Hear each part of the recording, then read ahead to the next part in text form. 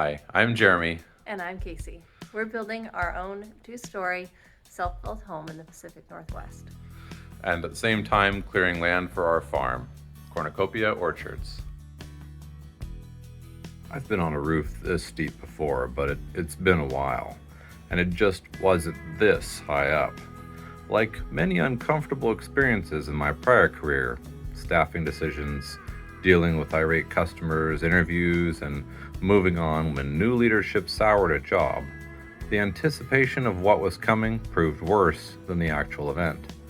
Still, I have a lot of respect for people who do roof framing or roof finish work for a living.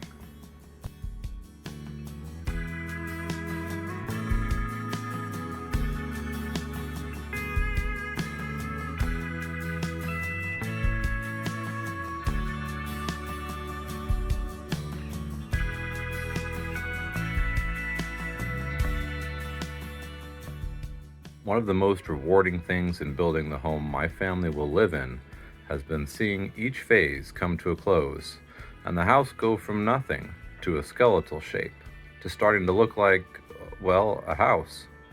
Getting to work with a view like this comes with a sense of calm down straight to my core I did not expect, but which after the decade of stress of retail management is a very welcome change.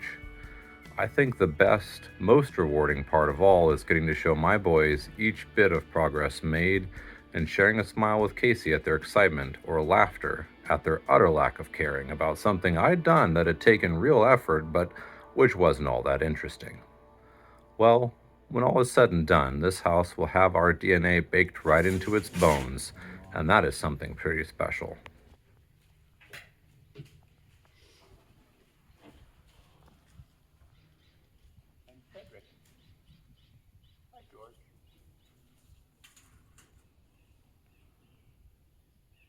Oh, I only had 4, 5. Prisons, not bedrooms. Yes. Jails. This is where we stick the children in the small spaces because they are cramped.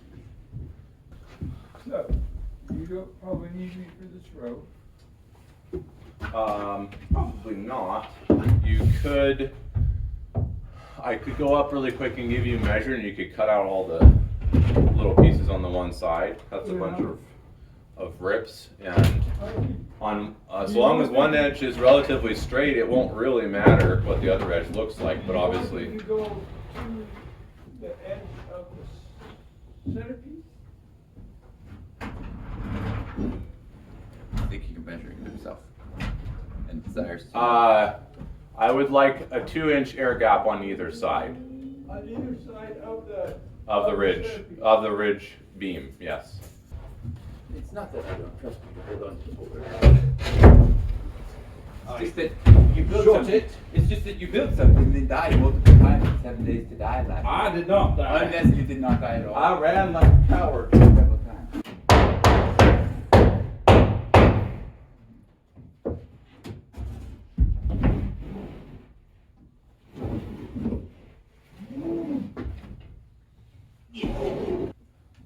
Why you use noisy cricket?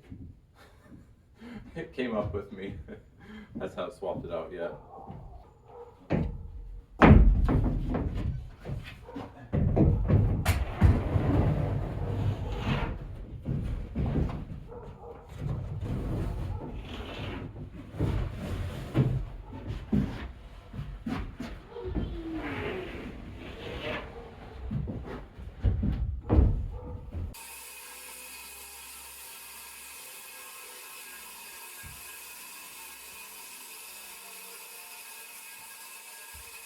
We are out up to 2 sheets.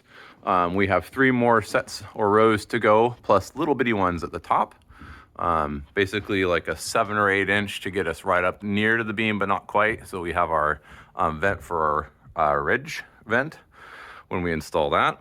And plenty of ladders of different heights and sizes. We're gonna try and get this sheathing knocked out, and then I'm gonna throw on my very favorite harness. That thing is pain, but better than falling and dying, I suppose. So we're gonna throw that on and get the taping on hopefully today. So we're making sure we leave about an 1/8 inch of gap on the butt joints They have a spacer on the lengthwise side of each of these sheets, so that's sufficient provided it butts in another spacer, as obviously in this application it does. And I'm trying to drive the nails to where they are just sitting on the surface, and that's what I've got it set for. I put a slight angle on the nails at the butt joints, and that means that I have to hammer all those down, but I'd rather have them be flush, even just a touch proud, and then I can hammer them down versus having them being overdriven. You're allowed a little bit of overdriven, but not much on these sheets, so you definitely want to make sure that you're keeping it right at the surface.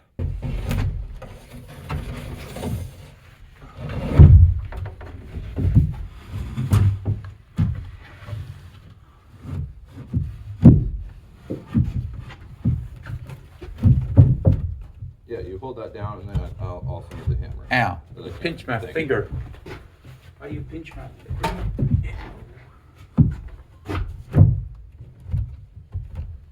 I'm gonna need a nailer. Oh, you said hammer.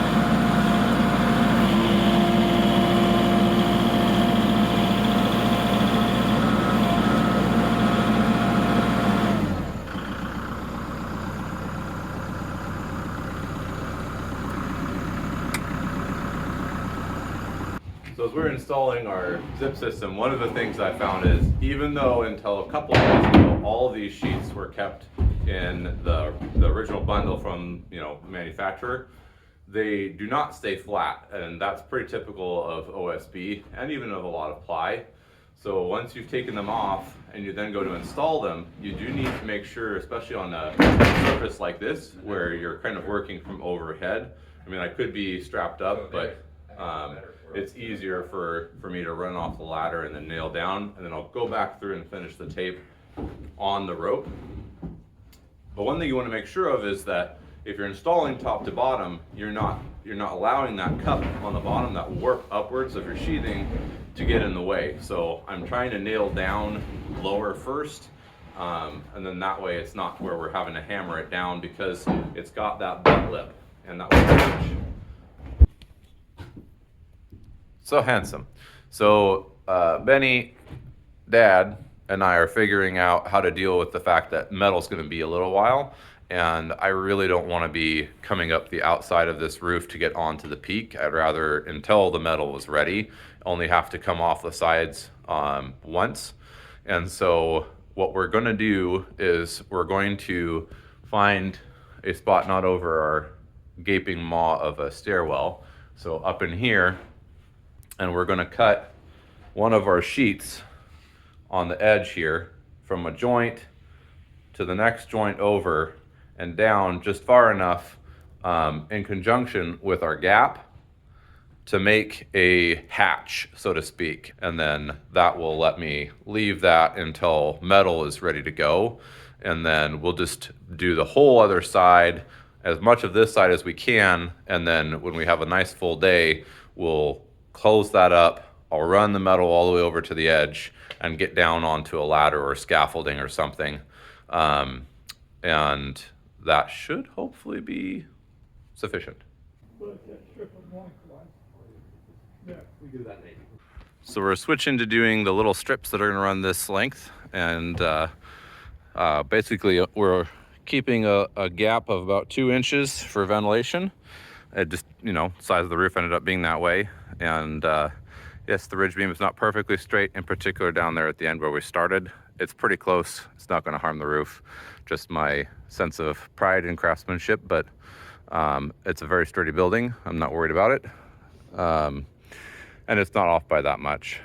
So we are going to hit all this tape in a little while. You can see down here on some of these very bright, nice and warm sheets that I have a little bit of nailing to do as well. Once we get the strap on the beam, the rope on the beam, then I'll work on that. So in harness gear, and I've got myself up onto the peak of the roof here, I'm working my way down on this end to get this taping done. And we are a 10-on-12 pitch roof. And I grew up climbing trees, so I have some familiarity with heights and some comfort with it. But first getting up onto it and actually standing on it, boy howdy, let me tell you, that's something different for your butt bubble. If you've never heard that term before, let me tell you where I got it from. So the last place we bought from a very nice couple, about retirement age, not quite. And the gentleman was quite a character.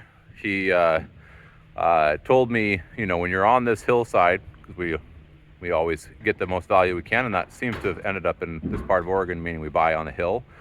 And the gentleman told me, you know, I don't want to ever hear you've been out on the hill on your tractor when any circumstance when your butt bubble didn't tell you that you were safe. And it's a funny way of saying you've got that innate, oh no, this is not something I can do. And a lot of the time it's not true. You can do it with proper protective gear, but you better know what that looks like and what that feels like for you. And the other interesting thing that I've discovered so far is that I haven't done all that much and my legs are already quite tired and my lower back is getting there. So the goal for today, I've just scaled it way back from what I planned on. Instead of trying to get this whole thing taped and sheathed, I'm gonna try and get this side taped and this side sheathed minus maybe one piece. And then tomorrow or the next time I have the assistants in the spot, I will try and get the rest of it taped, just because I'm not gonna push it hard enough to where I do cause a problem. So what we're doing is I'm trying to run the verticals and then I run the horizontal over top of it. And rather than trying to run all the way across one and constantly repositioning where I'm strapped from on the ridge beam, I'm gonna run a bunch of different rolls and just let them sit on the top. And then that way I can kind of work each one as I get to it. Now starting these one-handed is certainly quite interesting, but it is possible. Very, very fun. So let's see if I can get that here.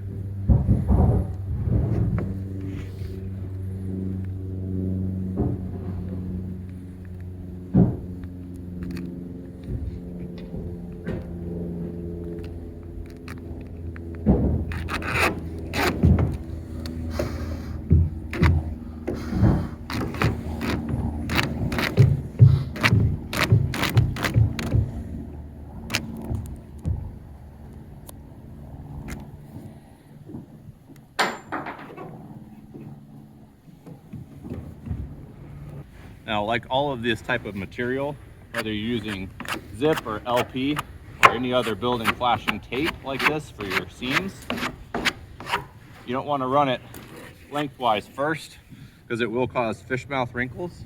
So you got to go vertical. Now, if you're good and you're using a roller, you can escape that particular fate, but I prefer these just because it's less cumbersome to store on my person while I'm monkeying around up here on the peak of this roof. Although my back pocket is certainly not quite big enough for this. Want to slide me, Benny?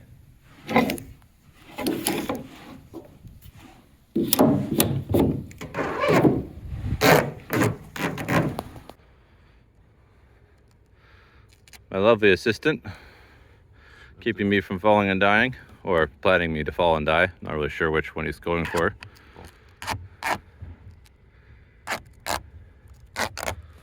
Okay, I'll switch you. Oh, camera.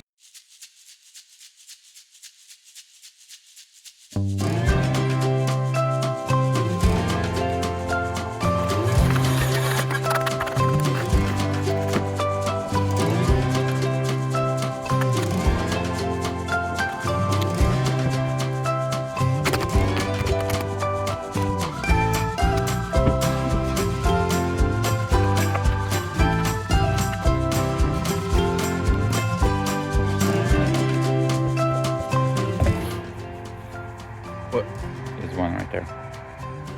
Seam straight down. What, a nail? No, a seam. Oh, yeah, I'm handing you this. But you need this for that seam. Oh, you're right, I do. Yeah, I know. It seems to be straight down. Why, yes, it does, it does. Don't fall with it. Just go to it. would appear, Ben. Just go to it. Don't fall. I hid this one behind this other piece of tape. Yeah. Very clever, you know. You were swinging in the wind.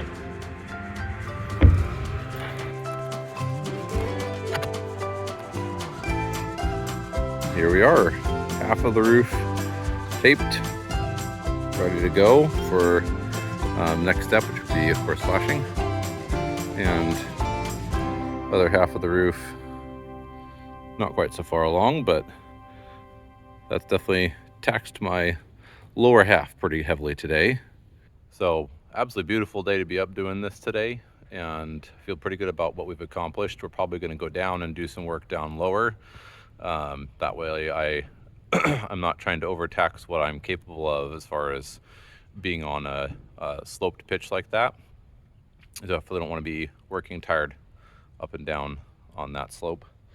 So next we'll probably work some on the lower sheathing on the walls, and maybe some on the prep for the remainder of the roofing for the one-story deck porch.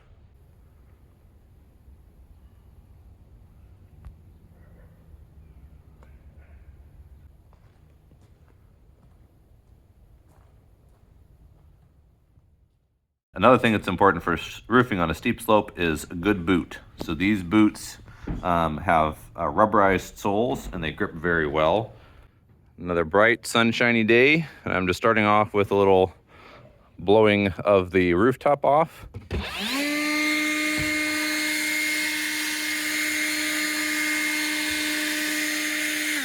That sheet over there, you can see the discoloration. That was the top sheet and it had dust on it, and that is the only spot where I actually felt like I almost slipped and fell.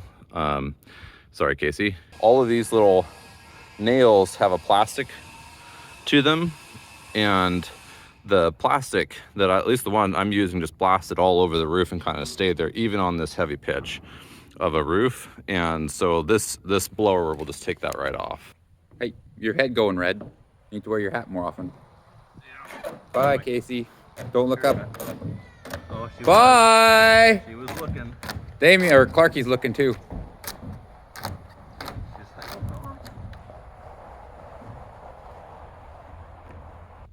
When the sun hits your head just right, it's kind of shiny. It's just the warmth of my spirit. That must be it. It must be a. You're gonna go after the Jean-Luc Picard role. Yes. That's right. Hopefully with less, broken hearts and all that.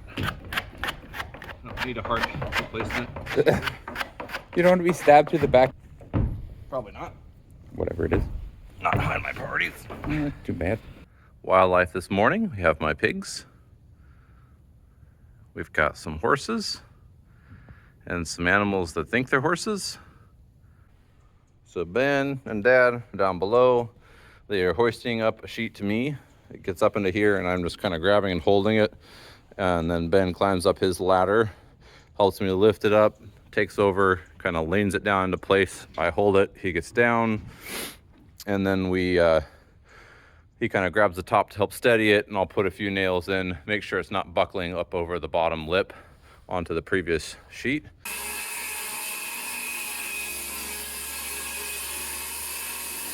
So Dad's given a cutout. We're going to be putting in a little spot for me to be able to maneuver myself up in until we put the metal on and to get down. So we don't have any way for me to get down. All right, so minus a little tiny bit of tape there, a few nails down there, and then a little bit of tape down there and a little hammering. Roof is sheathed, taped.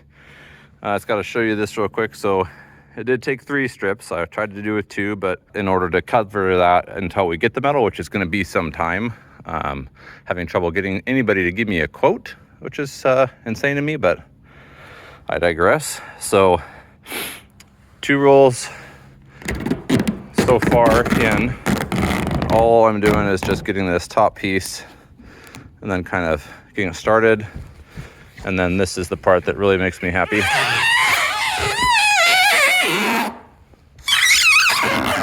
It's a sweet musical instrument. Right before the metal comes. So this is a handy dandy little hatch that we've made, and it's just secured in from wind on the side with 2 screws. And all we're trying to do is basically prevent anything other than driving rain from getting in here, because we still have windows and stuff to put in, so it doesn't need to be 100%, but that will last us just fine until we get metal. So these things tend to go fairly quickly when they go, which is a good thing, but we've got the roof finished, the sheathing, and with the roof sheathing finished, naturally we're getting our next project delivered. So right now we're about to receive a delivery from Lowe's, which has got our decking material in it. Subscribe for our next video coming soon.